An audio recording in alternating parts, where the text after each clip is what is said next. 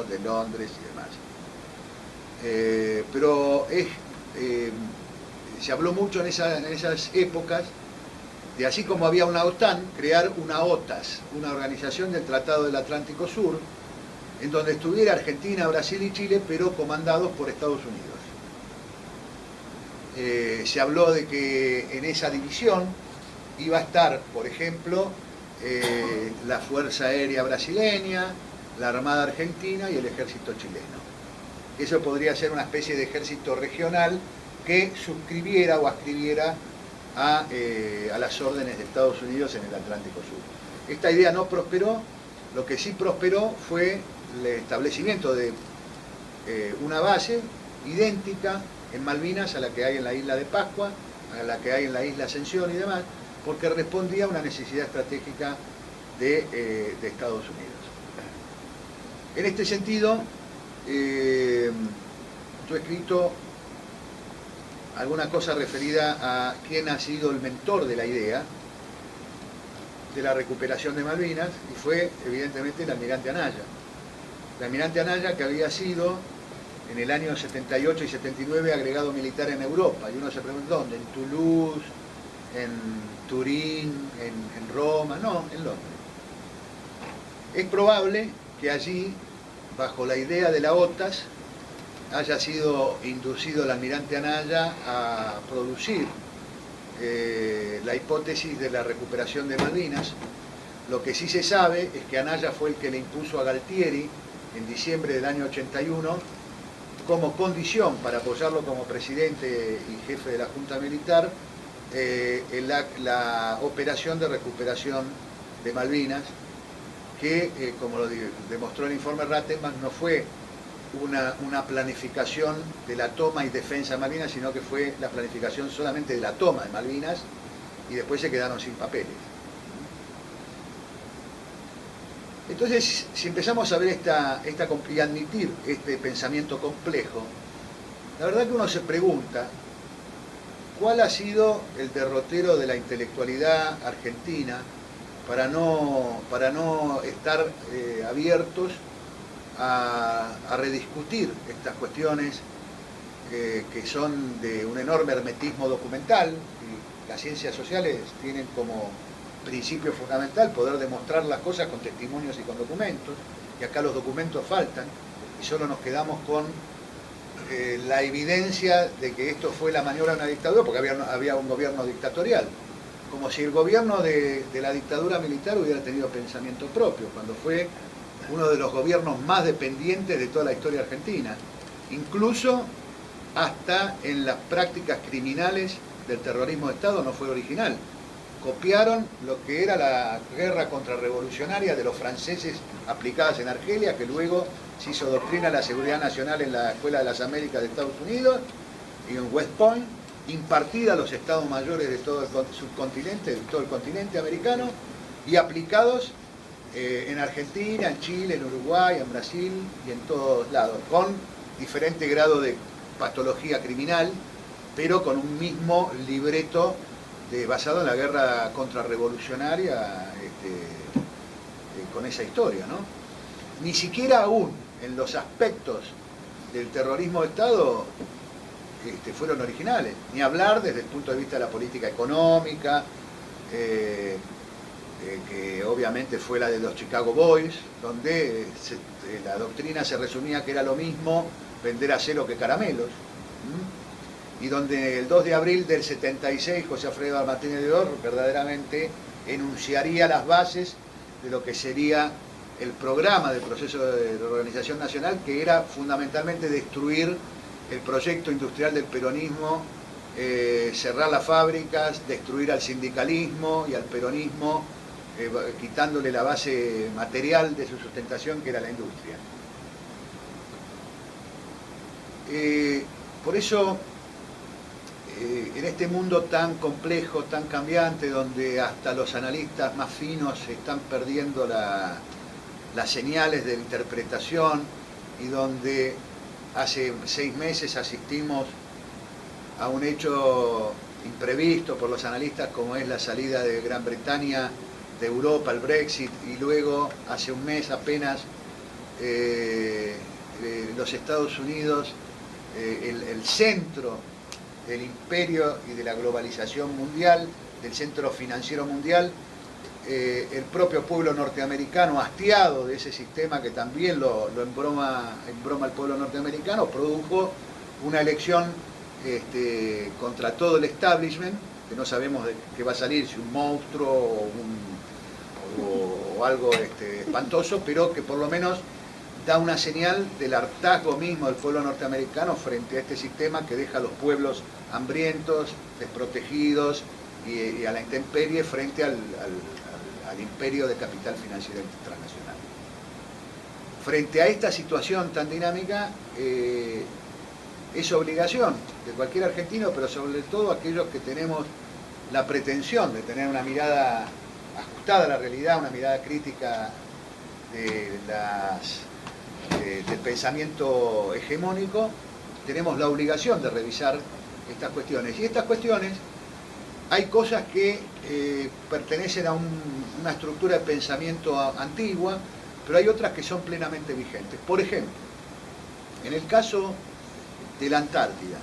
vamos a tener al especialista que va, por supuesto, a poder dar mucha mejor análisis que el mío, pero ya en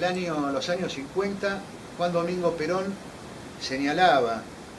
al tema de la Antártida como el asunto magno, la cuestión magna de la Argentina, cuando él escribía y cuando ordenó como nunca antes una presencia argentina en la Antártida, con apertura de bases, con presencia física, con presencia de científicos, con una guerra en sordina que de alguna manera se fue dando con los británicos, porque son cientos de gestos continuos de que los argentinos arribábamos a una base y encontrábamos un mensaje de los británicos con una bandera, con una cosa, y ahí lo cambiábamos, y así operación tras operación en el distinto territorio antártico, las distintas bases que se fueron abriendo, hubo siempre una puja y un enfrentamiento fundamentalmente con Gran Bretaña. Perón eso lo tenía absolutamente claro. Para Perón el espacio geopolítico Malvinas, Antártida, Atlántico Sur era un mismo espacio de disputa. Para los británicos de hoy, si uno va a las Malvinas y va a los drugstore y compra un souvenir, uno de esos souvenirs es un llavero que dice en inglés Malvinas o Falkland, puerta de entrada a la Antártida. Para el British Antarctic Survey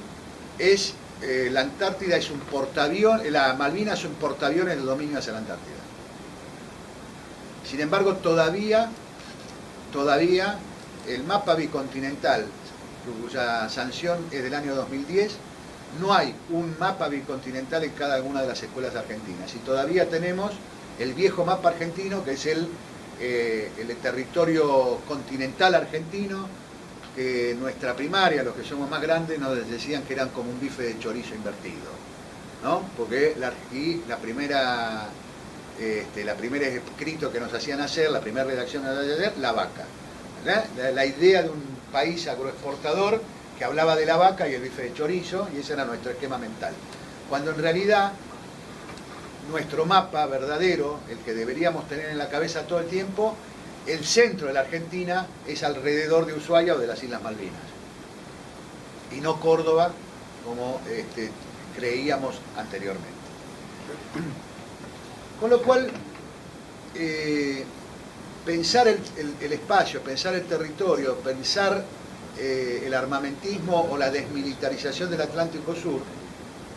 tiene para nosotros,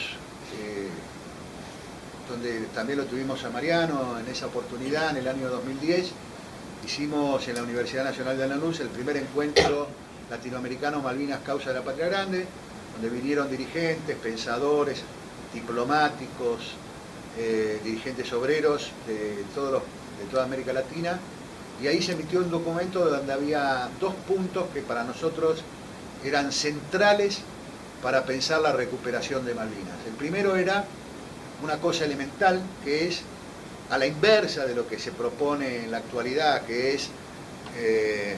mejorar los lazos económicos y las posibilidades de explotación británica en las Malvinas, no poner obstáculos, ¿no?, como están diciendo. Para nosotros era a la inversa, encarecer los costos de la ocupación. Nosotros entendemos que solamente vamos a lograr obligar al cumplimiento de lo que prescribe la resolución 2065 del año 1965 de Naciones Unidas si encarecemos los costos de la ocupación. Si nosotros le facilitamos con vuelos, con suministros al Reino Unido el bajar los costos de su explotación ilegal de hidrocarburos y de pesca,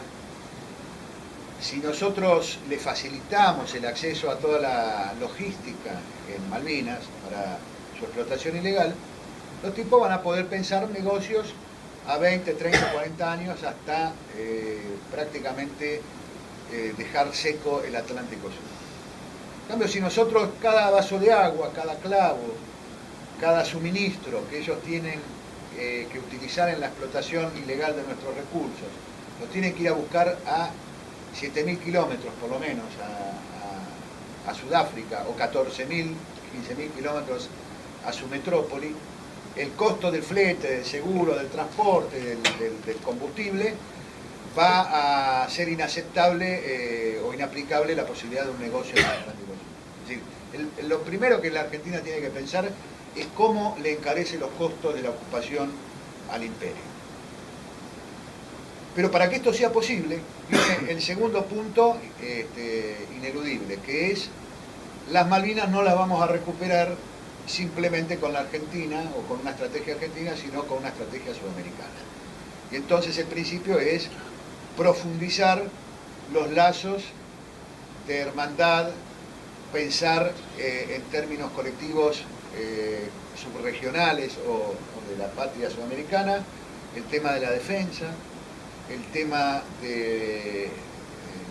pensamiento estratégico conjunto, el pensamiento político conjunto, el desarrollo económico conjunto, como condición ineludible e indispensable para pensar la recuperación de Malvinas y la defensa de todos los recursos.